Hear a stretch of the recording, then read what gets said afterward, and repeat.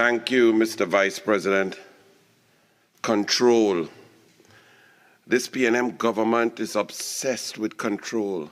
Every piece of legislation they bring, piecemeal as it may be, shows that they want to control every aspect of life in Trinidad and Tobago. If pothole was controlled, all of the roads in Trinidad and Tobago will be smooth. A firearm makes killing easy. You may have other weapons that are available, knife, stone, wood, cutlass, puya. These are less deadly. There's an inherent danger with a firearm. Firearm users or ownership or possession requires responsibility, training, and vigilance. Firearms are terribly dangerous, and even experienced FUL holders may accidentally discharge a weapon inside of an armored vehicle, endangering the entire security detail. Weapons are serious and dangerous. But what is the philosophical position of this PNM government when it comes to firearms? Clearly, by this piecemeal reactive bill, it is non-existent.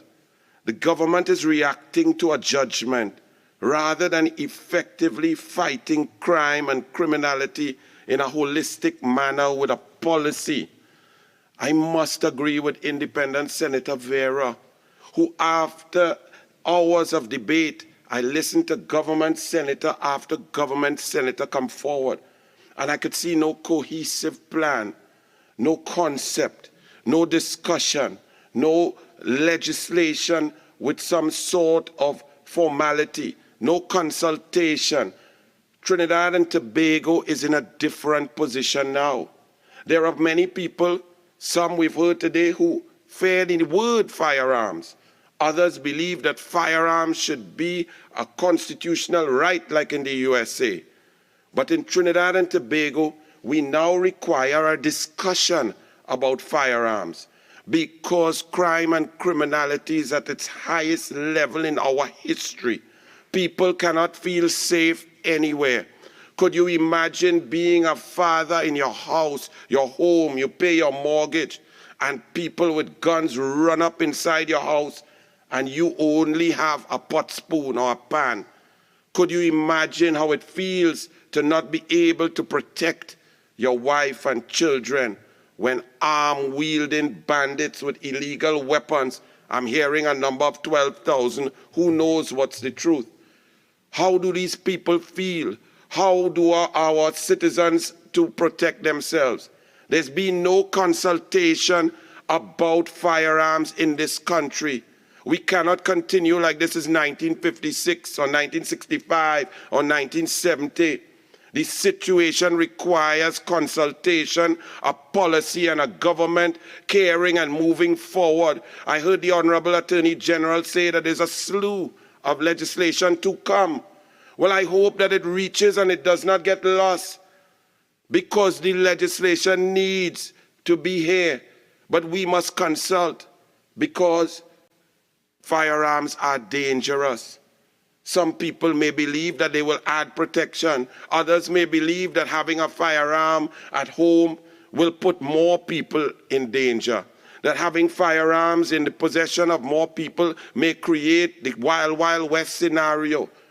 These topics require expert evidence, expert opinion, consultation, and moving forward. Not coming here piecemeal because of a judgment to come 1 year. The PNM has an innate ability to be slow and rush at the same time.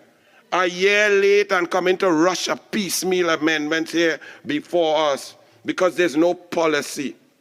This policy, these amendments here, Firearms Amendments 2022, they give selective people the opportunity to carry firearms. Yet another carrot to offer selected citizens to fall under the control of the PNM. Be a good PNM. Don't criticize the PNM. Do as I say, and you get your gun, and you get your gun extension. just like bursaries, not scholarships. Calypso, don't sing bad about the PNM. MC a carnival show, don't make PNM jokes. And get to go in front and sing in Skinner Park, you must not bad talk the PNM. This is the policy of the PNM, and this is why we are here. Senator Roberts, albeit you may be the last speaker on the other side, I'm asking you to keep your arguments as relevant as possible without exhausting what has already been said. Thank you.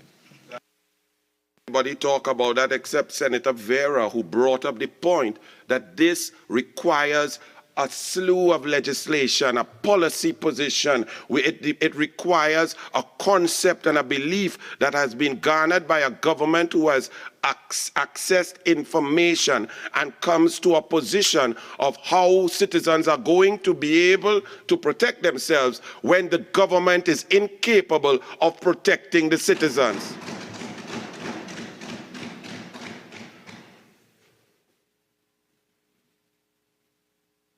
The situation is dire.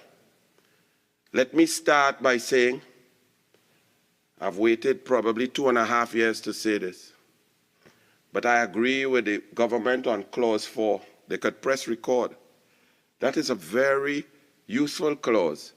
It brings some clarity to a situation where FUL holders could have a laminated card instead of a booklet that they have to walk around in their pocket, whether rain, sunshine, or flood, with picture rotting off and keeping it. The police can't see what's written on it, when they paid, if they paid, how many bullets they're supposed to have. So having a laminated card with high security features, I 100% agree with that. You're not going to clap that, PNM? You're all not happy to hear that we agree with something? That's about it there. That's the end of the agreement, because I want to commend the Honorable Minister of National Security, though definitely earlier today, for his entire 45 minutes. He managed to stay awake, and I know that took a lot of effort. But he comes here to tell us about prison officers, and that the Commissioner of Prisons must determine whose life is under threat. Whose life is under threat. Some committee will determine whose life is under threat. And then they will determine if that person could be granted a firearm. Well, let me tell the Honorable Minister of National Security, every single citizen's life is under threat under your watch. Everybody is afraid, not only prison officers, every prison officer, every fire officer, every teacher, every citizen fears for their life, going to the grocery, going to the market, going to the beach, going anywhere. Every single citizen is under threat. This is the state of insecurity that you have this country under. I want to quickly thank Independent Senator Evans Welch for correcting the record and correcting the Attorney General of the Republic of Trinidad and Tobago, who in his brazen, arrogant, lost style attempted to ridicule the pertinent point made by Honorable Senator Jayanti Lakshmi-Dayal about his omission in this legislation of the specific word SRP. So thank you, Independent Senator Evans Welch. Maybe he will listen to you and correct the record to make it flow seamlessly with other parent legislation. Crime presents a serious challenge in all aspects of life.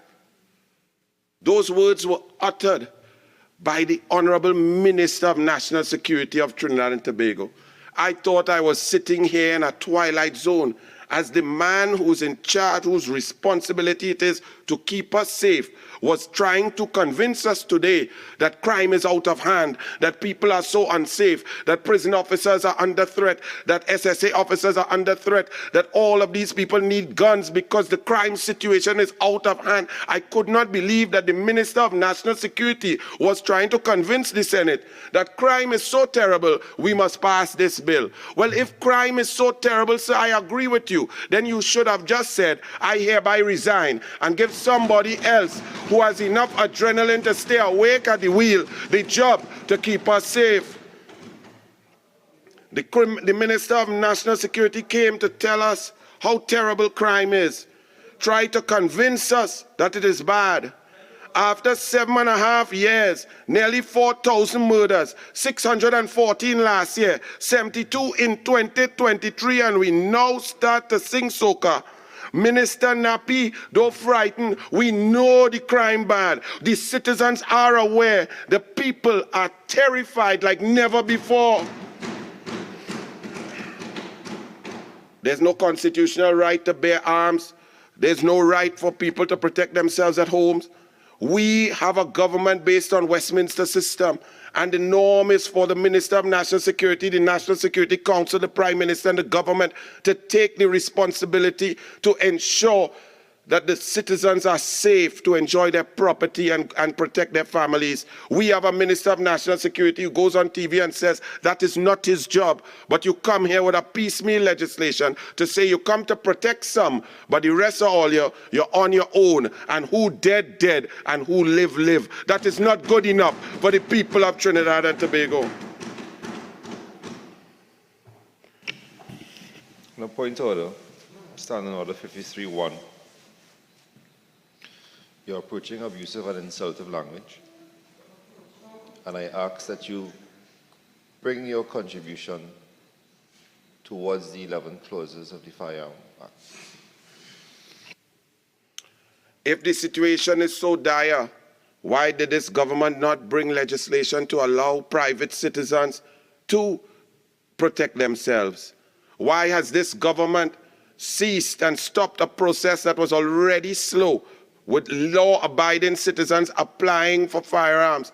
They stopped the issuance of FULs. They slowed it down, all to proceed on a witch hunt against someone they lost confidence in. The people need help, and they're not seeing it coming from the government. Some members of the Senate spoke about the prison officer who was shot in broad daylight while holding his little daughter's hand. But what many of us forgot to speak about was that 16 seconds after, there was a police vehicle that appeared to be escorting, and to those who watched the video, the murderous assassins. In traffic in broad daylight, the perpetrators evaded police officers in a faster vehicle with communication equipment, and the murderers got away. There was to be an investigation into that incident. Time has passed and we know nothing. Why do I say this? Because the government is coming here without sorting out their house, without dealing with rogue officers, without presenting this country with an explanation of why we are in our darkest times, where we can see Defense Force ammunition at a murder scene, TTPS ammunition at a murder scene, that the most amount of Coast Guard officers, Defense Force, and police are on charges for murder, kidnapping, extortion. Yet the government comes here not to protect citizens, but to give these organizations under their watch that are rotten to the core more guns, more ammunition to attack the innocent citizens.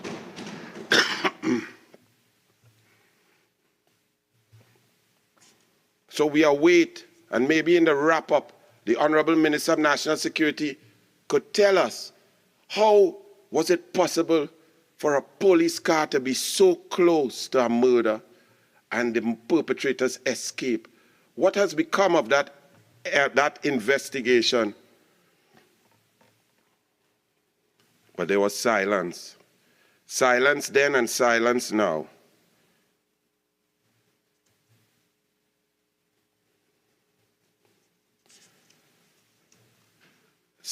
The Honorable Minister of Tourism talked about 9.4, life in prison for anybody in the service who's caught giving out, renting out their gun or ammunition. Life in prison, it sounds very good. That's a very good law clause written on paper.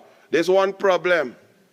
You have to detect the crime. You have to catch, you have to indict, and you have to convict. And that is the problem with this PNM government. For 7.5 years, the detection rate has wallowed at a low 9.8%. So while we may have very strong laws, the laws are not enacted. The policies do not bring people to justice. The DPP's office is still understaffed. The judiciary is understaffed. The wheels of justice turn so slowly. So 9.4 may be good, but will it have any impact on keeping the people safe? We now have a piecemeal legislation which gives the Commissioner of Prisons the opportunity to play God amongst his officers. So he will determine who will get a firearm to live and who will face the bandits alone. Why do we do this? Why do we try to segregate and make selections about who will live and who will get this and who will get a job and who will get a scholarship? All lives matter. And if there is a policy for one, and if, as the Minister of National Security said, that the gang leaders are evil and wicked and malicious, and I believe him, but then why not give all? Why not protect all of those officers who swear the oath to do their job? Because he makes the point that all prison officers swear on an oath to protect and do their job, and some of them are being attacked for just doing their job. So why make it selective? Why hold a carrot out? Why hold this power over individuals about life and safety and limb? This gives the Commissioner of Prisons the ability to discriminate against other officers. All officers are under threat. But we must not control and pick and choose who gets jobs and contracts. The Minister of National Insecurity lists officers attacked and killed, yet he does not bring blanket legislation. The PNM claims that granting of FULs to private citizens led to corruption in the Trinidad and Tobago Police Service. But yet they now extend the selective process for officers rather than overarching legislation to protect all prison officers and all people. The minister argued against his own clause by showing that all prison officers upholding the oath are under threat. Prison officers looked at as oppressors, gang leaders. This is quoting from the Honorable Minister, that the prison officers are looked at as oppressors. Then why are some oppressors not given, some given guns and others not given? If they are seen as oppressors and they're doing their duty, they deserve to be safe wherever and whenever they go. And selective favoritism about protecting one's life and family could never be right. The PNM tries to create a reality of being half pregnant. They say that the shot call from inside the prison, that is evil, malicious inmates. But PNM only come to protect those selected few who a committee decides to recommend to the Commissioner of Prisoners, those who face a legitimate threat. Who is to determine what's a legitimate threat? We live in the real world. This law here, brought here today, makes absolutely no sense in reality. PNM half measures again, like the minister was half awake when he produced this bill. 88 officers under threat, 16 murders claimed the National Security Minister in less than 10 years of prison officers. But yet he's in charge of keeping people safe, but comes here with statistics that would make anybody's eyes water, and yet he does not want to resign. His own contribution today shows that he's failed. And if you've failed, you must resign and move on. Give someone else an opportunity, even on your team, until the election is called, to try to keep people safe. This minister said he speaks with confidence. Well, that's an amazing thing. That must be a very lonely place for the Honorable Minister of National Security, because not one citizen in this country shares any confidence whatsoever in his ability to keep us safe. The Minister of National Security then went on to state that the FUL process was so long that prison officers might be harmed or die. But what about law-abiding citizens? because the FUL process is very long, and it's been made longer by your good self as you pause and look for those officers who the PNM deemed were involved in FUL corruption. They say that the guns that will be given must be the property of the government. Once again, PNM must control everything. Why must it be the property of the government? Some people are left-handers, some are right-handers. Some hands are small, some hands are big. People need, for their skill level, different types of weapons. This is why there are manufacturers who create and produce different types of weapons, whether it's 9mm, 6-saw, whether it is automatic, whether you have a safety, no safety. You leave one up in the chamber, every human being is different. So why does the government say that these FULs must only be owned by the government? Why? Because they want to procure without procurement. They want to thwart business and thwart choice of citizens and officers alike. And this must stop. This is an autocratic and shuts down legitimate business opportunities for entrepreneurs there who can produce and create and develop and want to make profit on weapons. The government does not know all, and there's no one size fits all. So only the government can control the procurement without procurement legislation being proclaimed. Another tenet of this corrupt PNM regime: control all the procurement without procurement legislation. The municipal police will have tasers. Well, I want to warn all my vendors selling watermelon and cucumber, Portugal, orange and banana. Buy gun by the road, watch out, because you're coming to get shocked. Because the PNM treats vendors with disdain. They treat them and they take their stocks and throw it in van. Now, you go get shocked before you lost your wares. They talked about pepper spray for the municipal officers, but our ladies are still waiting for the pepper spray. Waiting in vain, like Bob Marley said. Promised 2 years ago by one attorney general who lost 31 cases, brought here now by another attorney general who confused and losing file, losing case, and no legislation here, no enactment for our citizens, our mothers, our daughters, our girlfriends, our wives to get pepper spray to keep them safe. But you're coming to get police pepper spray. Senator Roberts, at the 11th hour of the debate, I ask that you keep your points relevant to the 11 clauses of the bill, please. Thank you. So if I am not relevant, it means that my colleagues on the other side were not relevant, because I'm responding exactly to every word uttered by the government. The Honorable Minister of National Security spoke about a revamped use of force policy. Well, maybe the Honorable Minister, in wrapping up, could elucidate about this policy. Because what the people would like to know, does this new revamped use of force policy prevent the police from using tear gas on ladies, the elderly and children protesting in the savannah against the wicked, oppressive PNM regime? Point 61.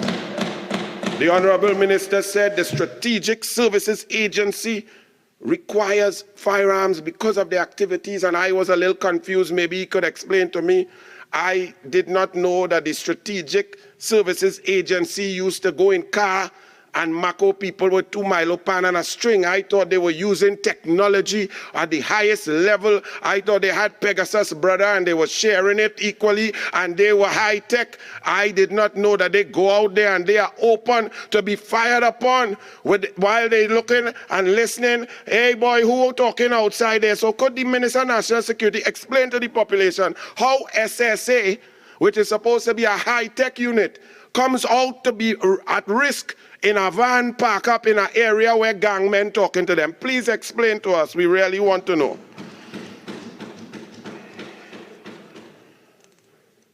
And then again, the SSA director must pick and choose who lives and who dies, who could protect their wife and family and who cannot. Clause 11 says replace president with the minister. Well, this clause will be unnecessary in a little while, because the president will also be a PNM, so it will be no need to change or interchange between ministers. No. On a point of order.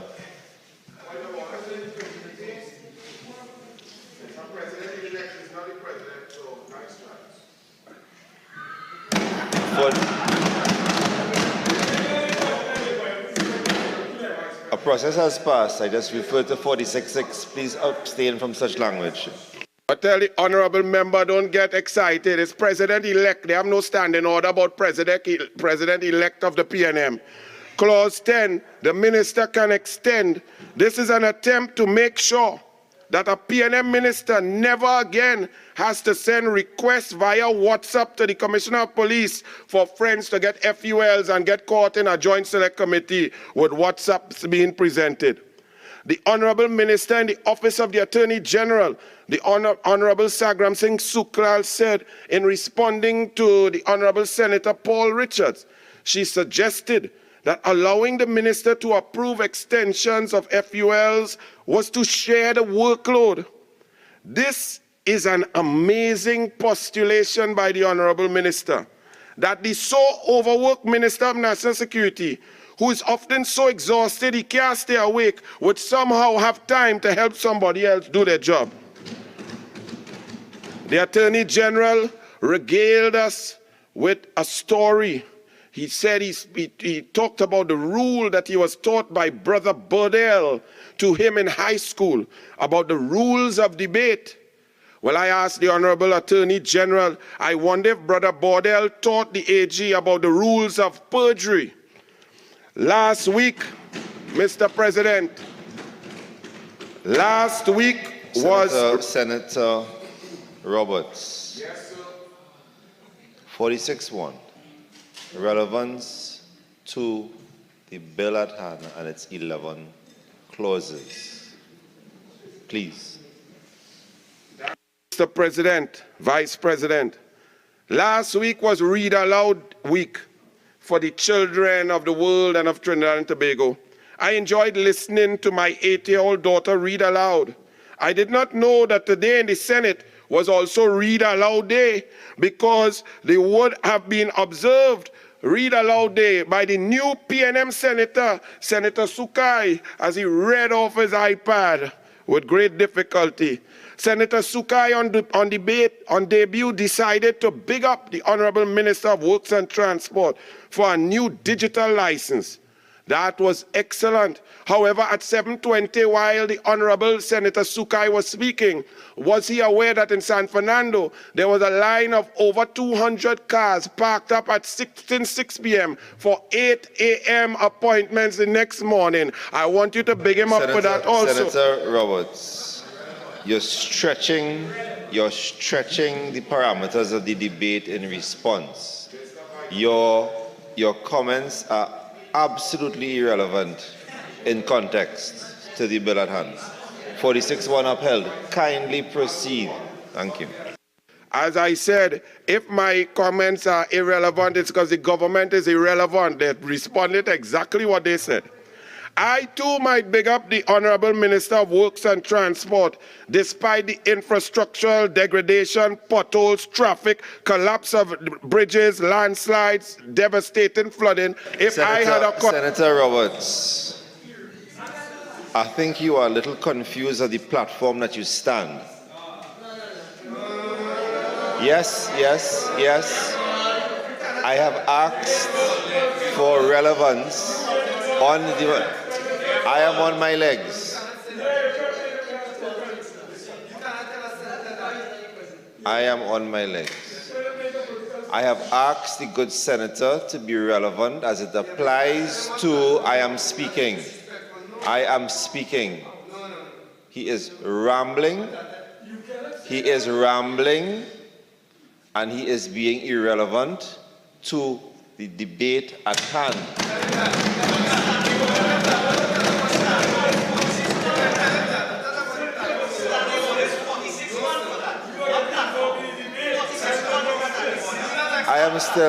I have called relevance of 46.1.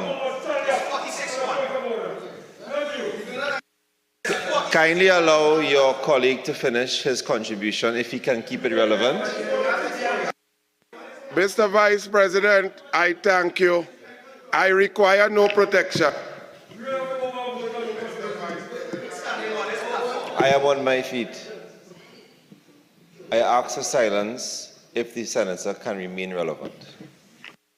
President, how much time does the senator have, please, so I can ramble some more in response to the PNM? Senator, you have 10 minutes. 10 minutes.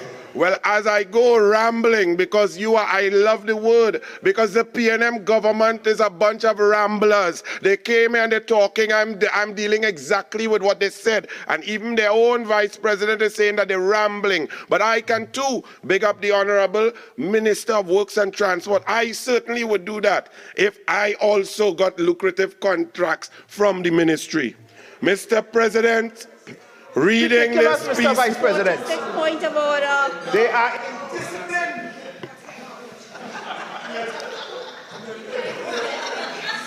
46-6 upheld. 46-6 upheld.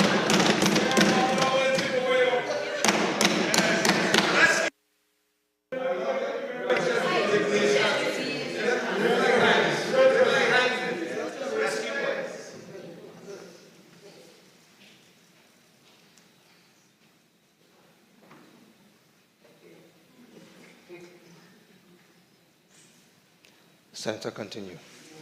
Thank you, Mr. President. And let me take this opportunity as I make my debut in front of you as the President of the Senate. Let me say congratulations, Honorable Senator. And I venture to proffer without fear of contradiction that no other senator in this honorable chamber celebrated your ascension to the chair more than me. That being said, at the end of my contribution, I shall determine whether my happiness was well placed or merely a fleeting sensation.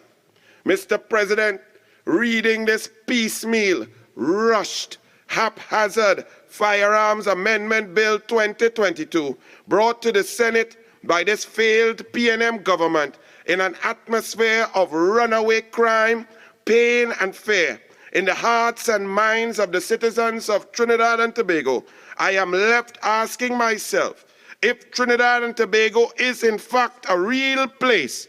And I am not going to Ukraine. I, along with my UNC colleagues, will be right here fighting tooth and nail against the tyranny and oppressive nature of this PNM government until they are resoundingly removed from office by a united people. Satan, move, let we pass. God bless. Thank you very much.